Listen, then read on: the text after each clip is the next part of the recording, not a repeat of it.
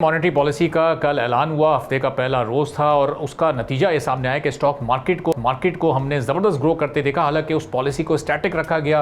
State bank ने बड़ी cautious approach अपनाई, ना उसमें कोई इजाफा किया, ना उसमें कोई अलामती कमी हमें देखने को मिली। लेकिन स्टॉक मार्केट ने ऑलमोस्ट कोई 4.5% के हिसाब से ग्रो करके 7,000 से ज़ायद पॉइंट्स का इजाफा इंडेक्स में किया। लेकिन आज हमने देखा कि 600 से कुछ ज़ायद पॉइंट्स की कमी मार्केट में हुई। जो कल बाइंग शायद बहुत ज़्यादा थी, आज वो माइनर सी सेलिंग के थ्रू थोड़ी मार्केट नीचे आई। अब ये क्या वजह रही है कि एक ही दिन में हमने बहुत बड़ा एक रेस देखा और दूसरे दिन हमें मार्केट थोड़ी डाउन होती नजर आई, जबकि जो जियो स्ट्रेटेजिक सिचुएशन है वो वीकेंड से ऑलमोस्ट स्टैटिक है, उसमें भी कोई खास अभी तब्दीली नहीं आई है। फिर इसके बाद हमने ये भी देखा कि आलमी सतह पर पाकिस्तान की पजीराई भी हो रही है और कुछ इदारों की जानिब से पाकिस्तान की रेटिंग्स को भी बेहतर किया गया। और ये सिलसिला गुज़िश्ता चंद महीनों से नहीं बल्कि पिछले 1-1.5 साल से यही सूरत हाल है कि पाकिस्तान ने अपने जो इंडिकेटर्स हैं मैक्रो लेवल के उनको बड़े अच्छे तरीके से कंट्रोल किया हुआ है। तो इस सेगमेंट में ज़रा हम ये वजूहात जानते हैं कि अब स्टॉक मार्केट के आज वापस गिरने की क्या वजह है और अगले 2-3 दिनों में, इस हफ्ते के और फिर आगे ये किस तरह से अपने ऑल टाइम हाई की तरफ अपना सफ़र जारी रखेगी। नजम साहब स्टॉक एंड इन्वेस्टमेंट एक्सपर्ट हैं, हमारे साथ मौजूद हैं।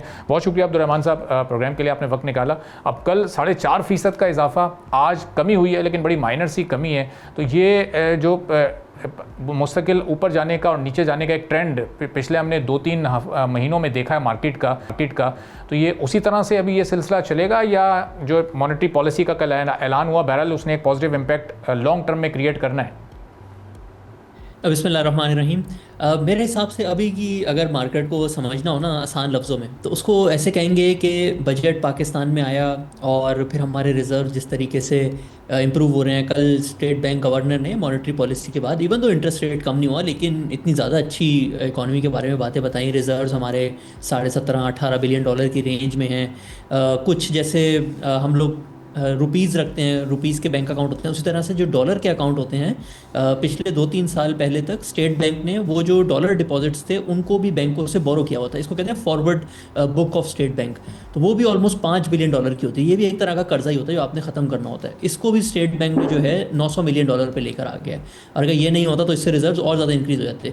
तो इस पूरी सूरत हाल को जो पिछले 2-3 महीने में हुई है, उसको समझने का तरीका ये है कि इस पूरी सिचुएशन में पाकिस्तान ने यूएई को रीपेमेंट की और फिर सऊदी अरेबिया से बोरिंग करके और यूरो बॉन्ड फ्लोट करके कुछ अच्छी चाइनीज़ कमर्शियल बोरिंग करके अपने रिजर्व जो है बहुत अच्छे तरीके से मेंटेन कर लिए। अब ये एक स्प्रिंग बन चुका है जो कि रेडी है एक्सपेंड करने के लिए, ऑल टाइम हाई पे जाने के लिए। लेकिन जंग से रिलेटेड जब भी कोई ऐसी डेवलपमेंट होती है कि जंग फिर से शुरू हो जाती है, अटैक्स होते हैं, पहले स्ट्रेट ऑफ हॉर्मूज होता था, अब बाबुल मंतब वो अगर बंद होता है, उसकी वजह से ऑयल प्राइसेस अगर इंक्रीज़ हो जाती हैं, तो फिर ये स्प्रिंग जो है ना मोमेंटरली रुक जाता है। और यही हमने देखा पिछले 1-2 हफ्ते से कि थोड़ी थोड़ी स्टॉक मार्केट जो है नीचे आ रही थी, लेकिन जैसे ही एक अनअनाउंस्ड सीज़ फायर हुई और वीकेंड पे अटैक्स रुके और एक पॉसिबिलिटी ऑफ टॉक्स जो है वो फिर से शुरू हो रही है, तो एकदम से जो है हमने मंडे वाले दिन देखा कि स्टॉक मार्केट जो है 7,000 पॉइंट से भी ज़्यादा बढ़ गई।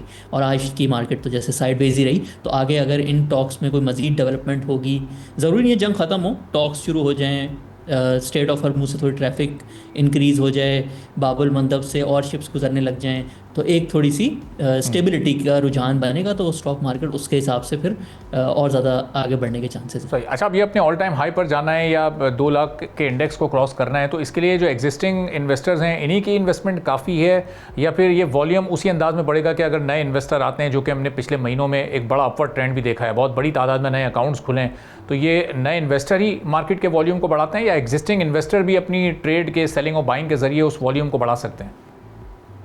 ये बड़ी ना इंसान के अंदर एक नेचुरल थिंकिंग होती है कि जब तक कोई नया बंदा नहीं आएगा ना, तो मार्केट ऊपर नहीं जा सकती। यानी जब तक नए बायर नहीं आएंगे तो प्राइस कैसे ऊपर जाएगी। बट आप देखें हमारे पिछले 25 साल देखें, कोई हमारे स्टॉक मार्केट के अकाउंट्स जो है, मेरे पास एग्जैक्ट नंबर नहीं है, बट कोई बहुत ज़्यादा नहीं बढ़े होंगे। 2-3 साल पहले तक जो है वो 2 लाख ही होते थे। तो फिर भी आपका इंडेक्स जो है वो 1,000 होता था 2000 में, और वो 40,000 तक गया। फिर नए पार्टिसिपेंट्स आए। तो कंपनीज असल में अपनी वैल्यू बढ़ा रही होती हैं। असल जो ग्रोथ होती है ना स्टॉक मार्केट की, वो होती है कि कंपनीज वैल्यू बढ़ा रही हैं। फिर इकोनॉमी थोड़ी बेहतर होती है, तो जो कंपनी 100 रुपये कमा रही होती है, लोग उसको 500 पे ख़रीदने के बजाय 600 पे ख़रीद लेते हैं।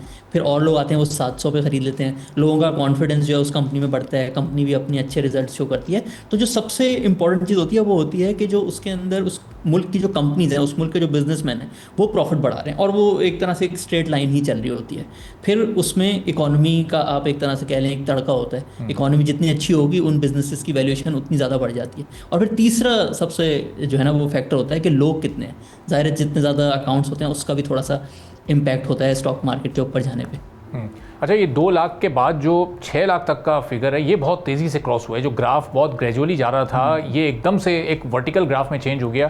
तो ये इसकी वजह क्या है? बहुत ज़्यादा अब लोगों को एक रिलायबल लग रही है स्टॉक मार्केट, या इसकी ग्रोथ जो हुई है, चूँकि हम देखते हैं कि दुनिया की दीगर मार्केट्स ने उस अंदाज में ग्रो नहीं किया, या डिविडेंड्स या प्रॉफिट्स बहुत ज़्यादा मिल रहे हैं, या असल क्या इसकी बुनियादी वजूहत हैं कि लोग बहुत ज़्यादा इन्वेस्ट करने लगे हैं? तो हमारे जो पहले 75 साल थे पाकिस्तान के 2022 तक, उसमें हमारे पास तकरीबन 2 लाख इन्वेस्टर होते थे, और अभी जो माली साल ख़त्म हुआ है उसमें ऑलमोस्ट 2 लाख नए इन्वेस्टर जो हैं उन्होंने स्टॉक मार्केट में अपना अकाउंट जो है वो ओपन कराया है। तो इस तरह की रैपिड ग्रोथ जो है वो हो रही है। असल में अकाउंट ओपनिंग बहुत आसान हो गई है, और स्टॉक मार्केट ने शो भी किया है पिछले सालों में कि कितने अच्छे तरीके से जो है ग्रोथ भी आ रही है, लोगों के प्रॉफिट्स भी बन रहे हैं, और ट्रांसपेरेंट है। किसी भी चीज़ में अगर शॉर्ट टाइम के अंदर आपको कॉन्फिडेंस बिल्ड करना है ना, तो उसके लिए ट्रांसपेरेंसी बहुत ज़रूरी होती है, ताकि सबके सामने हो कि क्या हो रहा है। तो इसमें हर कंपनी जो है अपना रिजल्ट भी अनाउंस करती है हर 3 महीने बाद। इसको आप दूसरी एसेट क्लास रियल एस्टेट से कंपेयर कर लें तो सालों साल तक कभी तक पता ही नहीं चलता कि डेवलपमेंट होनी है कि नहीं होनी, मेरी फाइल पे नंबर लगना है कि नहीं लगना। तो ट्रांसपेरेंसी और जो रिटर्न्स आए हैं पिछले 4-5 सालों के अंदर, और तीसरा फिर SECP और PSX ने मिल के जो अकाउंट ओपनिंग का जो प्रोसेस है उसको AI इंटीग्रेटेड कर दिया है, उसको डिजिटलाइज कर दिया है, तो आप घर बैठे जो है आराम से अकाउंट खोल सकते हैं। मेरे ख्याल से ये अगेन ट्रिलॉजी है ऑफ 3 थिंग्स जिन्होंने मिल के ये जो अकाउंट्स इतने ज़्यादा ओपन हो रहे हैं, इसके पीछे ये रीज़न है। सर, ऐसा मैक्रो लेवल पर जो अप्रिसिएशन मिलती है मुख्तलिफ एजेंसीज़ की तरफ से, या रेटिंग्स बेहतर होती हैं, रिसेंटली S&P ने पाकिस्तान की रेटिंग को बेहतर किया, तो ये भी इम्पैक्ट क्रिएट करती है स्टॉक मार्केट पर। ज़ाहिर मैक्रो इंडिकेटर का फौरी ट्रिकल डाउन इफेक्ट तो नहीं होता, वो माइक्रो लेवल पर आते आते बहुत टाइम लगता है, लेकिन मार्केट्स पर या इक्विटी मार्केट या दीगर ऐसी इन्वेस्टमेंट्स जो होती हैं, इन पर इसका कोई फौरी असर होता है? और ये S&P के उस पर भी अगर आप कमेंट करना चाहें। बिल्कुल, इन डेवलपमेंट्स का ऑन ग्राउंड इम्पैक्ट आने में बिल्कुल टाइम लगता है, लेकिन स्टॉक मार्केट होती है फॉरवर्ड लुकिंग। तो जैसे हमने IMF प्रोग्राम जब साइन किया था 2023 में, उसी वक्त जो है एक रैली स्टार्ट हो गई थी। इवन दो स्टेबिलिटी और रिजर्व्स बढ़ना, ये सब इनमें टाइम लगा। तो देखें, जब भी कोई क्रेडिट रेटिंग आपकी जो है इम्प्रूव होगी ना, तो पाकिस्तान का सबसे बड़ा मसला ये होता है कि हमने डॉलर के जो रिजर्व्स हैं, जो हमारे अगले साल की रीपेमेंट हैं वो करनी होती हैं, तो उसके लिए थोड़े से नए कर्जे लेने होते हैं। तो जब आपकी क्रेडिट रेटिंग इंप्रूव होती है, आपके पास नए इन्वेस्टर्स ओपन हो जाते हैं जिनसे आप जो है लॉन्ग टर्म बोरिंग कर सकते हैं, और रेट भी नीचे आ जाता है।